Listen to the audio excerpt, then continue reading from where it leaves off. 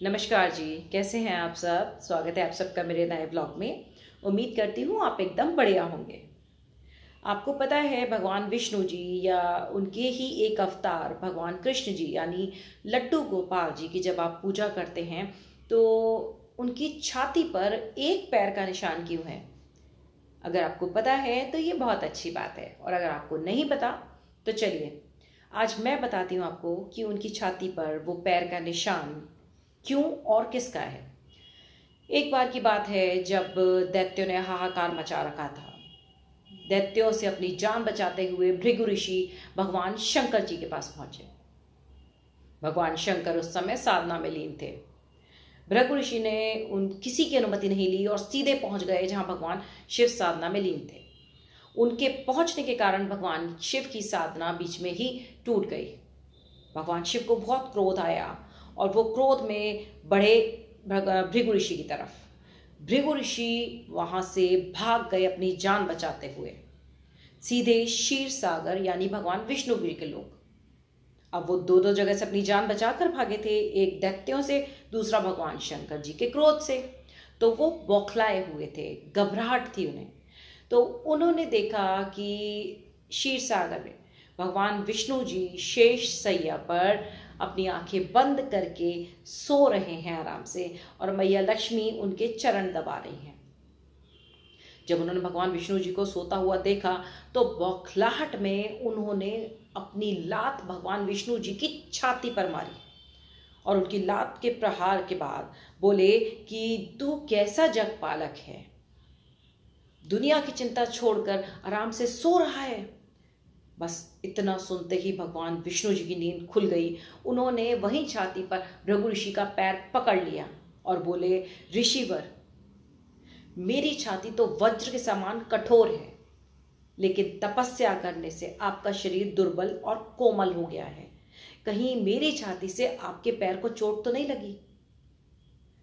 आपने ये जो मुझे आज आघात दिया है ना, मुझे मेरी जिम्मेदारी का एहसास कराया है, इसको मैं चिन्ह रूप में हमेशा अपनी छाती पर रखूंगा।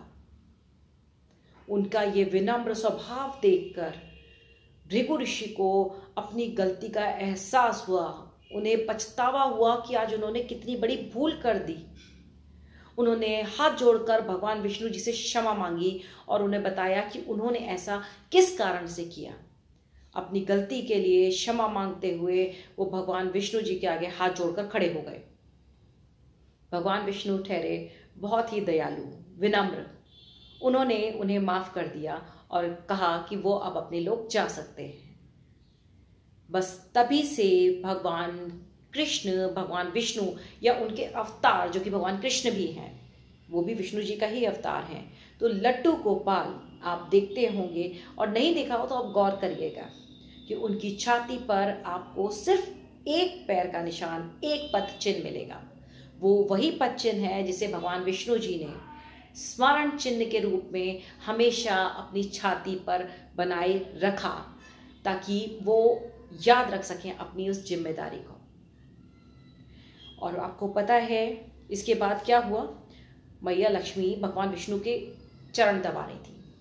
अब आप ही बताइए, अगर किसी पत्नी के सामने उसके पति का इतना बड़ा अपमान हो और पति विनम्रता से इस भूल को, इस गलती को क्षमा कर दे, आपको क्या लगता है उस समय पत्नी को क्रोध आएगा?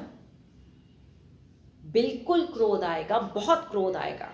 और यही हुआ मैया लक्ष्मी के साथ। लेकिन इसके बाद क्या हुआ, लक्ष्मी मैया ने क्रोधित होकर क्या किया, ये जानने के लिए आपको मेरा अगला व्लॉग भी देखना पड़ेगा कि भगवान विष्णु जी से नाराज होकर लक्ष्मी मैया ने क्या किया, कहाँ चली गई। ये मैं आपको अगले व्लॉग में सुनाऊंगी। तो बने रहिए मेरे साथ मेरे अगले व्लॉग में भी। और अगर आपको ये कहानी अच्छी लगी हो तो मेरे चैनल को आप सब्सक्राइब ज़रूर करिएगा, इसे ज़्यादा से ज़्यादा लाइक करिएगा, शेयर करिएगा। तो फिर इस कहानी को आगे बढ़ाते हुए अगले व्लॉग में फिर आपके साथ मुलाकात होगी। तब तक के लिए जय श्री कृष्णा।